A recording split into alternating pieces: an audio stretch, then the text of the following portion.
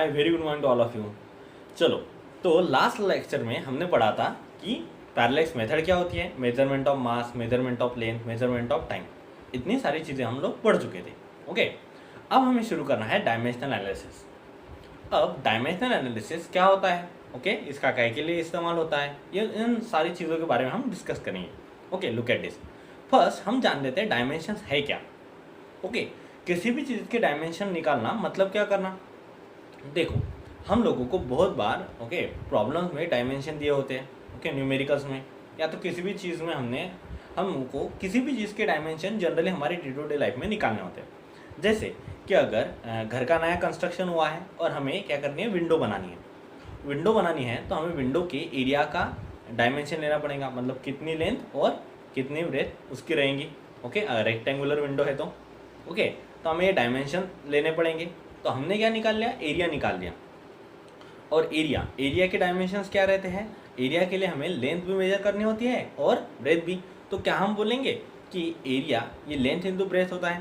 Okay, तो इसके लिए, और अगर हम लेंथ अगर इंच में मेजर करें, मीटर में मेजर करें, सेंटीमीटर में मेजर करें, किस में भी, अगर सपोज हमने लेंथ को सेंटीमीटर में मेजर कर दिया और ब्रेथ को भी, तो इसका यूनिट हो जाएगा सेंटीमीटर स्क्वायर।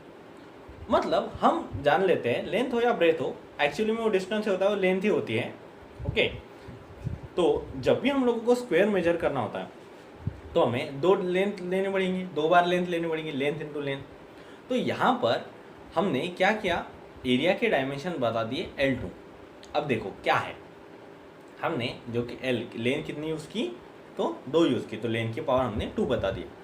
अब एक्चुअली डायमेंशंस है क्या, किसी भी चीज़ को, किसी भी फिजिकल क्वांटिटीज़ को हम लोगों को फंडामेंटल क्वांटिटीज़ के मेजर में या फंडामेंटल क्वांटिटीज़ से रिलेशन में हम अगर उसको रिप्रेजेंट करते हैं तो हम उसको बोलते हैं डायमेंशंस। क्या बोलते हैं, डायमेंशंस। जैसे कि एरिया में हमने एरिया एक डिराइव्ड क्वांटिटी है, उसको हमने लेंथ जैसे फंडामेंटल क्वांटिटीज़ के टर्म में मेजर किया। ओके, तो उसकी लेंथ की पावर 2 आ गई, तो ये होगा एरिया। तो हमने एरिया को काय के डायमेंशन में, मतलब किसके रिस्पेक्टिव टू मेजर किया, फंडामेंटल क्वांटिटीज़ की। ओके, कोई भी डिराइव्ड क्वांटिटी हो और उसके हमें डायमेंशन निकालने हैं, तो उसमें कितनी फंडामेंटल क्वांटिटीज़ आती है या तो कितने फंडामेंटल क्वांटिटीज़ की कितनी पावर्स आती है, ये हमें निकालना होता है। ओके, ये बहुत ज़रूरी होता है। अब हम लोग शुरू करेंगे। ओके, जनरल यूज़ में आने वाली फंडामेंटल क्वांटिटीज़ कौन सी है। सबसे पहले तो हमने एसआई यूनिट्स देखे थे, एसआई यूनिट सिस्टम देखी थी, उसमें 7 फंडामेंटल क्वांटिटीज़ का जिक्र था और 2 सप्लीमेंट्री। ओके, तो 7 फंडामेंटल क्वांटिटीज़ कौन सी थी, लेंथ, मास, टाइम, ओके, उसके बाद में ल्यूमिनस इंटेंसिटी थी, फिर अमाउंट ऑफ सब्सटेंस था, करंट था, ओके, फिर टेम्परेचर था। ये सारे हमारी 7 फंडामेंटल क्वांटिटीज़ थी और 2 सप्लीमेंट्री क्वांटिटीज़ भी थी, प्लेन एंगल और सॉलिड एंगल, और इनके हमने अलग अलग यूनिट्स देखे थे। ओके, देखो, डायमेंशन की एक खासियत ये होती है कि अगर हम किसी भी क्वांटिटी का डायमेंशन निकालते हैं, वो चाहे कोई भी यूनिट सिस्टम में हो, उसके डायमेंशंस कभी भी बदलते नहीं। आप एरिया अगर मीटर स्क्वायर में मेजर कर रहे हो या सेंटीमीटर स्क्वायर में मेजर कर रहे हो, कोई मतलब नहीं आ रहा है। ओके, आप किस में मेजर करो, लेकिन उसके डायमेंशन हर बार दोनों भी यूनिट सिस्टम में क्या रहेंगे, सेम। तो यूनिट सिस्टम चाहे बदल जाए, लेकिन डायमेंशन हर एक क्वांटिटी के क्या होते हैं, सेम होते हैं। और ये हमें अलग अलग यूनिट सिस्टम में रिलेशन बनाने में हेल्प करता है। ओके, ये डायमेंशन एनालिसिस का मेन यूज़ है। ओके, हम बाकी यूजेस भी देखेंगे। चलो, तो डायमेंशन निकालना शुरू करते हैं कुछ बेसिक क्वांटिटीज़ का। तो फिलहाल में हम लोग ज़्यादातर यूज़ होने वाले क्वांटिटीज़ के डायमेंशन लिख लेते हैं। ओके, जनरली यूज होता है मास। अब मास में m आता है, तो m की पावर 1। मास में क्या है, मास की पावर कितनी है, 1। ओके, मास जनरली मेजर करते हैं किलोग्राम में।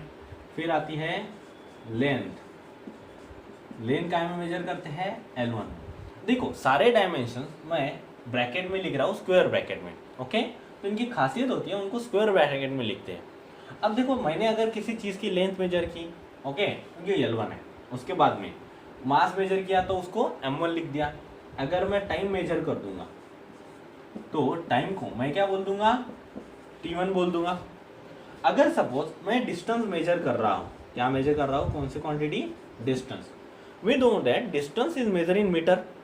डिस्टेंस को मैं मीटर में मेजर कर रहा हूँ, तो डिस्टेंस में MLT जैसे मास, लेंथ या टाइम में से कौन सी चीज़ आ रही है। डिस्टेंस अगर मेजर कर रहा हूँ वो मीटर में, तो क्या उसमें मास आ रहा है, नहीं, तो इसमें मास नहीं है। डिस्टेंस मेजर कर रहा हूँ मीटर, मीटर की पावर है 1, तो L की पावर है 1, लेंथ है। टाइम, डिस्टेंस में टाइम आ रहा है क्या, डिस्टेंस में नहीं, तो टाइम की पावर क्या है 0। तो इसलिए डिस्टेंस के डायमेंशन हो गए m0 L1 T0। या तो फिर आप इसको डायरेक्टली L1 भी लिख सकते हो। ओके, और देखो m0 L1 T0 लिखते समय इसके बीच में मैंने कॉमा नहीं दिया, तो आप MLT के ओके इनके जो ऑर्डर है वो भी चेंज कर सकते हो, TLM कर सकते हो, MLT कर सकते हो, LMT कर सकते हो, कुछ भी। Okay, it depends upon you. अब हम वेलोसिटी के डायमेंशन निकालते हैं। क्या रहेंगे वेलोसिटी के डायमेंशंस, वेलोसिटी का यूनिट क्या है, मीटर पर सेकंड। सबसे पहले हम लोग यूनिट पर से डायमेंशन निकालना सीखेंगे, ओके, और उसके बाद में हम लोग फॉर्मूला पर से, फिर हम डायमेंशंस की एडिशन, सब्सट्रैक्शन, मल्टीप्लिकेशन, डिवीजन, इन सारी चीज़ों के रूल्स पढ़ेंगे। ओके, फिलहाल में ये सिर्फ इंट्रोडक्शनरी लेक्चर है। ओके, नेक्स्ट लेक्चर में हम लोग पूरी चीज़ें डिटेल में सीखेंगे और अलग अलग क्वांटिटीज़ के डायमेंशंस निकालेंगे। Okay, let's see. वेलोसिटी काय में मेजर करते हैं, मीटर पर सेकंड, तो इसकी यूनिट पर से इसके डायमेंशन किस तरह से आ जाएंगे, देखो MLT। अब मास है क्या इसमें, नहीं, तो मास की पावर है 0, लेंथ आ रहा है, मीटर की पावर 1 है करके 1, और टाइम की पावर सेकंड 1 है करके 1। अब ये डिनोमिनेटर में आ रहा है, डिनोमिनेटर में करके मैंने क्या कर दिया -1, तो इसके डायमेंशंस क्या हो गए m0 L1 T-1।